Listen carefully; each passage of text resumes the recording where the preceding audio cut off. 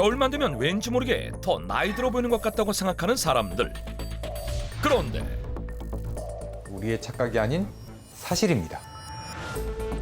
겨울철 노화가 우리의 착각이 아닌 사실이라는 것.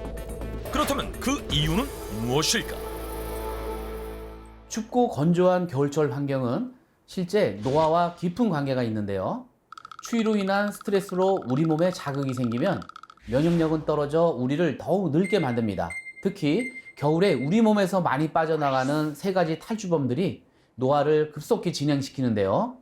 따라서 노화 방지를 위해선 이 세 가지 탈주범을 잡아야 합니다. 우리 몸속 세 가지 탈주범을 잡아야 한다? 그렇다면 겨울철 노화를 유발하는 세 가지 탈주범 중 첫 번째 탈주범의 정체는? 겨울철 노화를 유발하는 내 몸의 탈주범, 첫 번째는 수분이 빠져나가는 탈수입니다. 탈수가 첫 번째 탈주범이다? 그런데 더운 여름철도 아닌 추운 겨울에 왜 탈수가 노화를 유발한다는 것일까?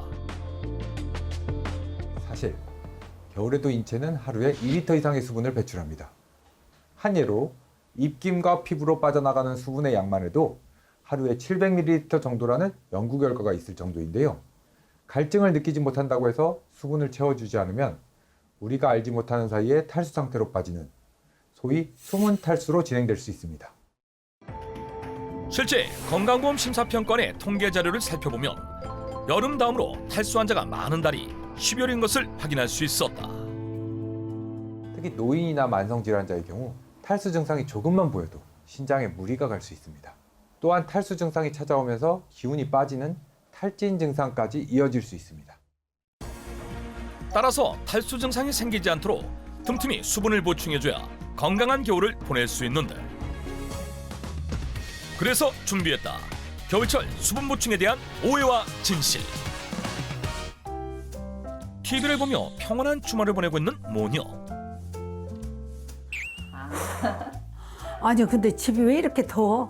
더워? 아유 옷 좀 벗고 아 따가워 아 따가워 아유 아이고 따가워 왜 그래?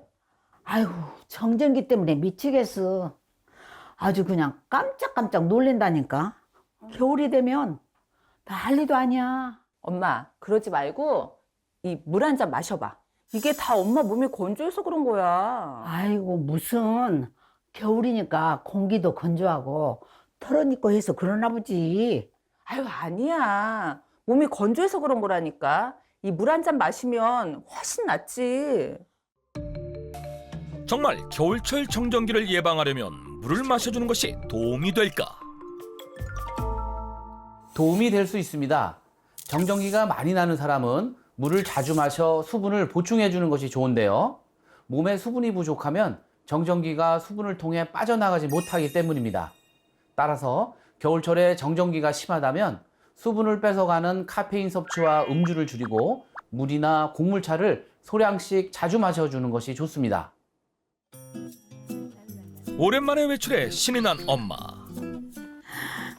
날씨가 따뜻해졌으니까 산에 좀 가볼까? 엄마 뭐해?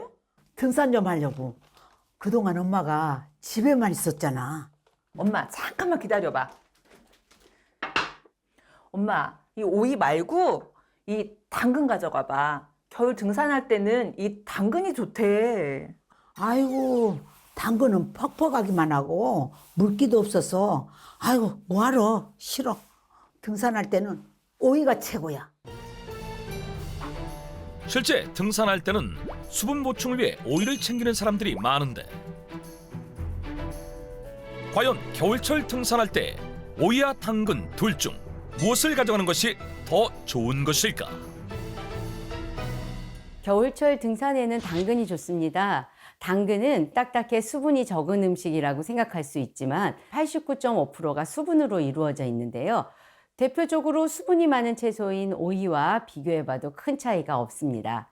게다가 겨울철에는 면역력이 떨어지기 쉽기 때문에 겨울 등산 시 오이도 좋지만 수분과 면역력에 좋은 베타카로틴이 풍부한 당근을 섭취해 주는 것이 도움이 됩니다. 이처럼 겨울철에도 수분을 잘 보충해줘야 하는데, 하지만 추운 겨울에 수시로 물을 마시며 수분을 보충하는 것이 쉽지 않은 것이 사실. 겨울철 탈주범, 탈수를 잡을 쉬운 방법은 없는 것일까? 겨울철 노화의 주범인 탈수를 예방하려면 우주인의 식량을 섭취하는 것이 좋은데요. 찬바람이 부는 바로 지금 전라남도 완도에 가시면 우주인의 식량을 만날 수 있습니다. 겨울철 탈수를 막아주는 우주인의 식량이 완도에 있다? 농한기에 접어드는 내륙 지역과 달리 완도는 우주인의 식량을 채취할 수 있는 지금이 가장 바쁠 시기라고 하는데, 과연 그 정체는 무엇일까? 안녕하세요. 안녕하세요. 저희 청기누설 팀인데요. 네네. 여기 오면은 우주인들의 식량이 있다고 하던데 맞나요? 네, 맞습니다.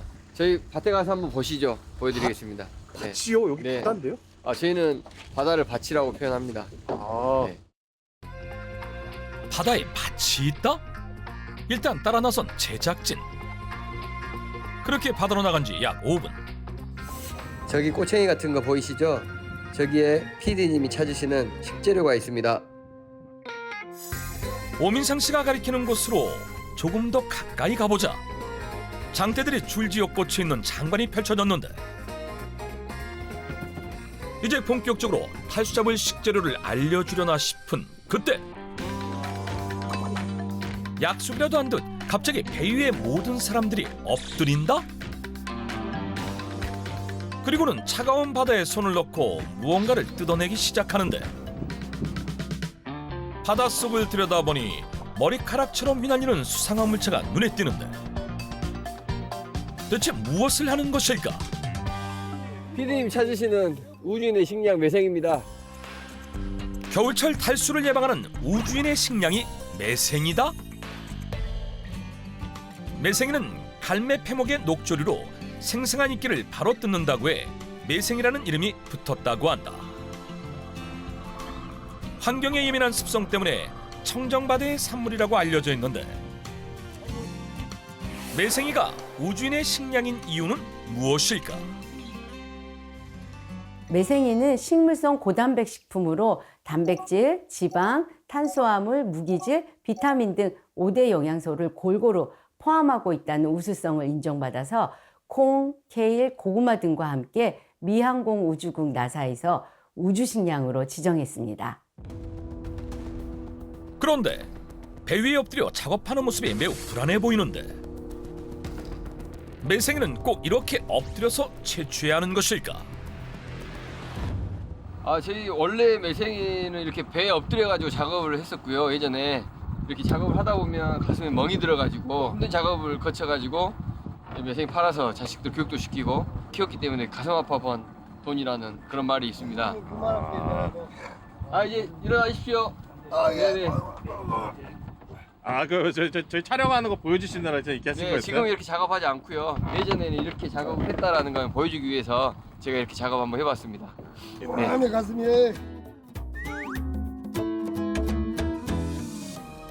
그렇다면 매생이가 겨울철 노화의 주범, 탈수 잡는 식재료인 이유는 무엇일까? 파래는 73%, 미역은 80%가 수분으로 이루어진 반면에 매생이는 95%가 수분으로 이루어져 있습니다. 해조류 중에서 가장 많은 수분을 함유하고 있어서 겨울철 탈진을 예방하는 데 도움이 될 수 있고요. 여기에 천연 식이섬유인 알긴산과 간을 회복시키는 아스파라긴산까지 풍부해 체내 독소는 빠르게 배출하고 수분을 효과적으로 채우는 데 도움이 될 수 있습니다.